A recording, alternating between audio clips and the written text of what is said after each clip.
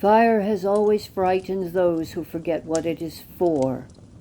To destroy, yes, but also to warm, to light the way, to keep the darkness at bay. At Kildare, where St. Brigid founded her community, a small flame was kept burning. Day and night it was tended with care, not as a spectacle, not as power, but as prayer. The flame was watched over by St. Brigid's nuns, living faithful lives of work, silence, prayer, and service. For centuries the light endured, even as kingdoms rose and fell around it. Later generations grew uneasy about it. Fire began to feel dangerous again. Anything old, anything tied to the seasons or the land was treated with suspicion. What had once been understood as devotion was renamed as superstition. In 1220 A.D., Archbishop Henry of London ordered the flame to be extinguished, citing its pagan associations. However, the fire was quickly relit by the local community and continued burning. And so the flame was misunderstood.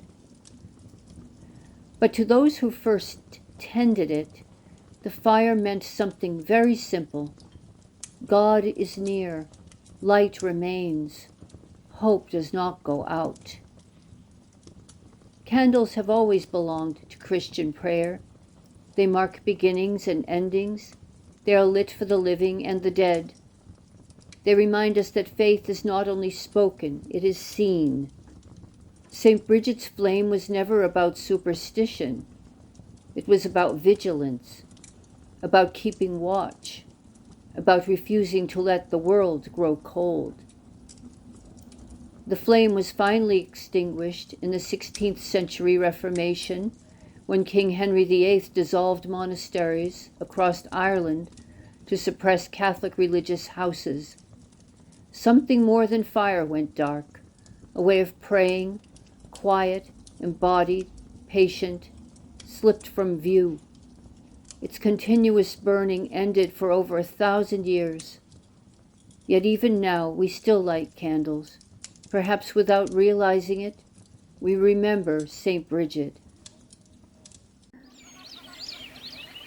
Before faith was written in books, it was traced in paths, worn by feet returning again and again to the same places. Among the most cherished of these places were wells.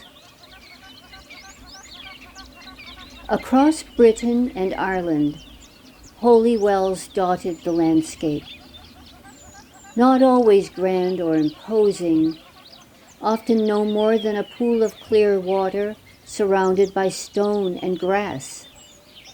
The people came quietly. They came to pray, to hope, to ask for healing.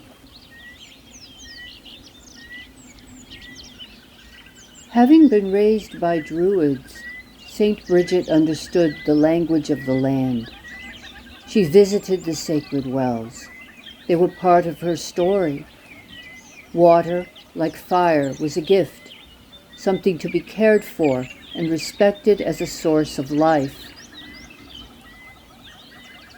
Those who visited St. Brigid's wells believed the water carried blessing, not because it was perceived as enchanted, but because it had been touched by holiness.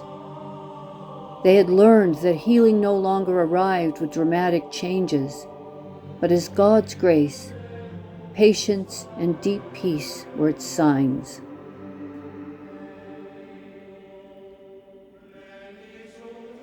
In later centuries, such places grew suspect. The simple acts of tying a ribbon, touching the water, whispering a prayer were dismissed as superstition. Yet the wells remain and have never lost their charm or ability to draw us toward another world. In Glastonbury, waters still rise from the earth. At Chalice Well, The spring flows red with iron, staining stone and story alike.